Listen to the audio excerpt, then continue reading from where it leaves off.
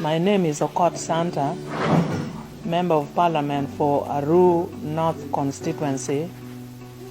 I'm also a Shadow Minister for Regional Affairs. I come from Pade District in Acholi region.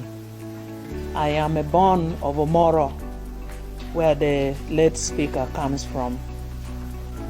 You may ask me a question because I am a mother-in-law to Jacob Oulanyah.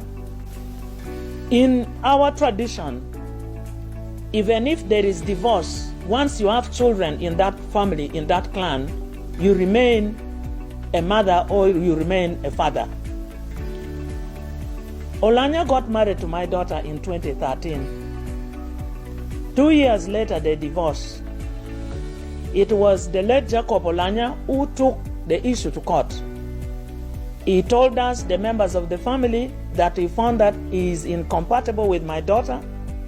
So we said, if you say so, you can divorce. He took the case to court himself. He divorced in court.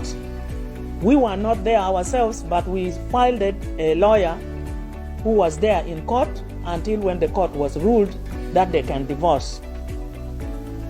After the court actually ruled that he was supposed to give assistance to those two children with my daughter. I want to inform you, the press, I know when somebody has died, people speak only the good part. They don't want to speak the bad part. He did not assist those two children. The children are with my daughter in the US. We are the ones who are caring for the two girls without any complaint. We did not ask that time for any of the sharing of properties. I told my daughter not to leave everything as it is. All the clothes of my daughter remain in his house because the last day before my daughter left for the US, I told my daughter to go for her clothes. When she reached the gate man told him that he has instruction not to allow her pick anything. So she left everything in the house. She came back. We went and shopped for her two clothes. She picked the children and she went back to the US where she is up to now. She's aware about the death of Honorable Jacob Oulanyah, but as you know, she's a young girl. Last year in June was when she got married to another man whom she wedded in June.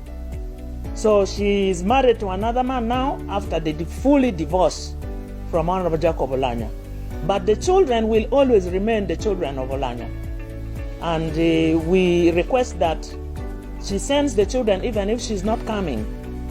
If she does not come and she says the children can come, I will go and pick them. Next week, I'll fly there, pick the children and bring them so that they see that indeed their father has died. Because even if the children lives with another man, of course the children knows their father was Honorable Jacob Oulanyah, and they know their father lives in Uganda. So they better come and see that he's dead and he's buried. And then we take the children back to where they have been, growing up. So that is briefly what I wanted to tell you so that you don't ask me where my daughter is and why. At the moment, I don't know whether there's another woman in the house. That is now not my issue. My issue is the two children, and my clan will come for the burial according to the tradition. I have also heard that government is telling the Acholi people not to play music in the radio stations of northern Uganda. We, under our traditional, we mourn by singing. So I want to condemn this, that if government will stop our people from singing about the death of the honorable, they will be making a huge mistake. That is how we mourn our people. We should allow our boys, our men, and our women to sing, to mourn Honorable Jacob Oulanyah without any interference, because the death is so painful to us, the people of northern Uganda, and that is our tradition. If they do so, then we shall think otherwise, that what they are talking about, poisoning, they are indeed covering up. And under our tradition also, if somebody is just killed, there is a way we bury the person. So that will depend on the culture, the clan members, the paramount chiefs, and everybody. There's a way we bury the person. I want to remind you, when Akena was killed by Kanyamunyu, he denied that he did not kill Akena. Akena was buried under the tradition until the spirit of Akena started haunting Kanyamunyu, until he came and reported that indeed he was the one who killed him. So we believe, we expected that the cultural leaders should have buried General Paul Lokech in that way. And we also expect that now, since they're saying Hon.Jacob Oulanyah is also poisoned and killed, we want the cultural institution to bury him under our culture, so that the killer comes by himself to bow down and explain why he killed the man. This is briefly what I wanted to say. Thank you so much.